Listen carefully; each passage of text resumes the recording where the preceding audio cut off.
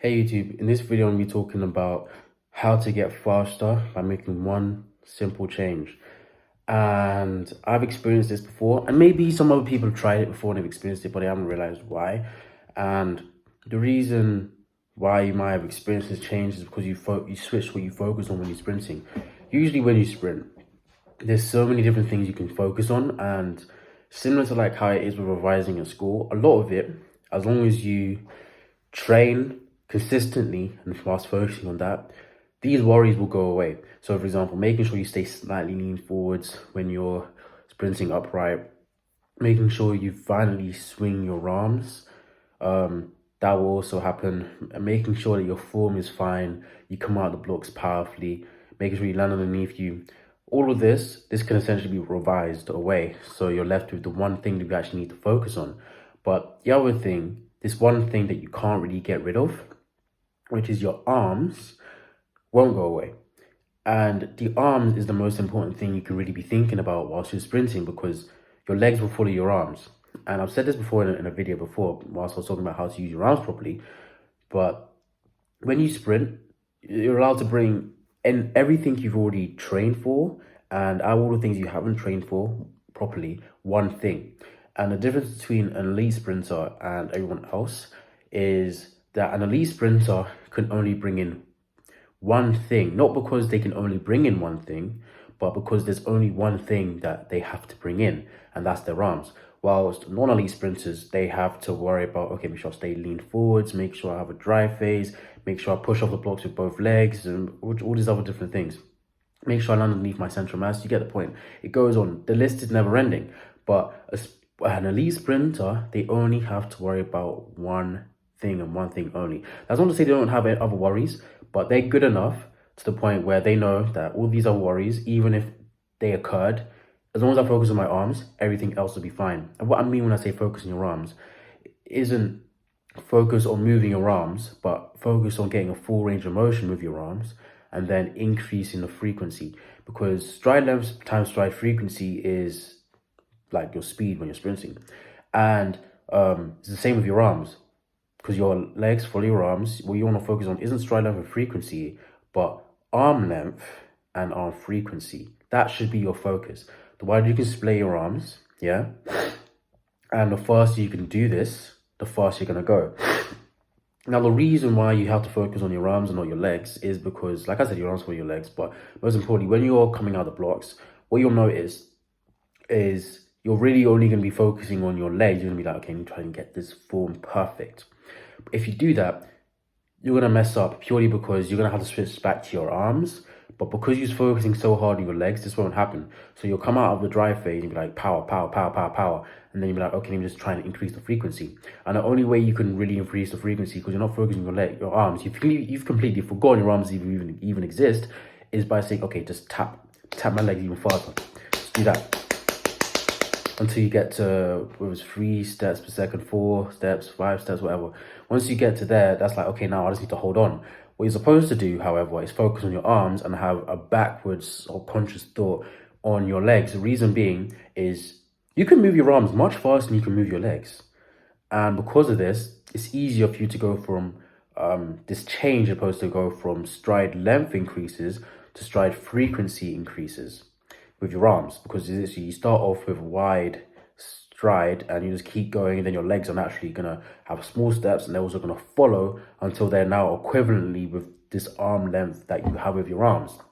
And once you've gone from one arm straight to both arms being bent and you've reached the maximum arm length in that, your legs will follow essentially there.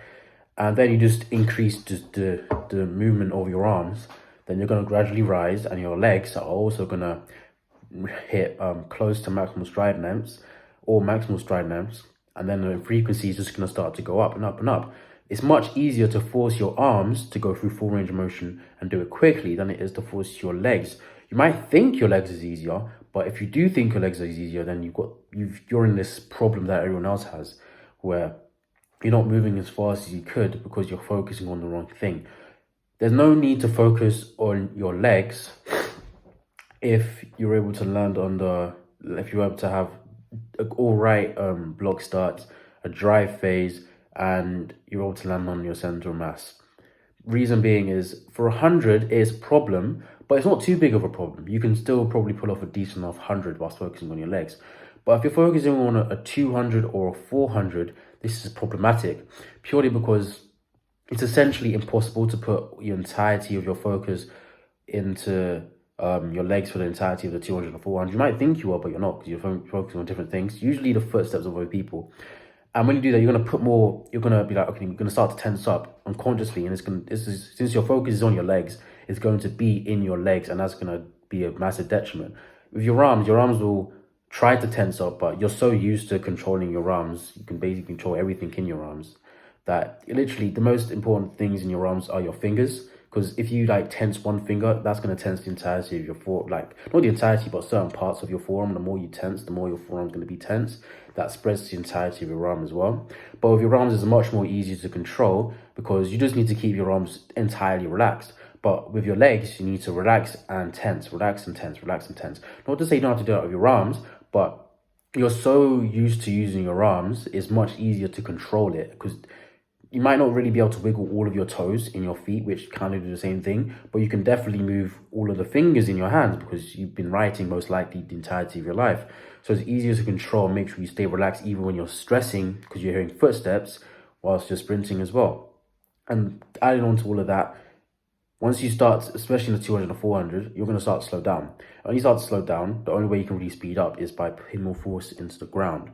But if you try to put more force into the ground with your legs, you're going to mess up because you're going to start tensing up. But if you use your arms instead, you're going to be able to fix any problems you have. Because when you focus on your arms, you'll realize that your legs literally do just follow your arms. So there's two reasons you can be slowing down. Main two reasons, which is stride frequency and stride length. Again, there is also force output, but if your force output is dropping, there's not much really we can do there. So just really stride frequency, stride length.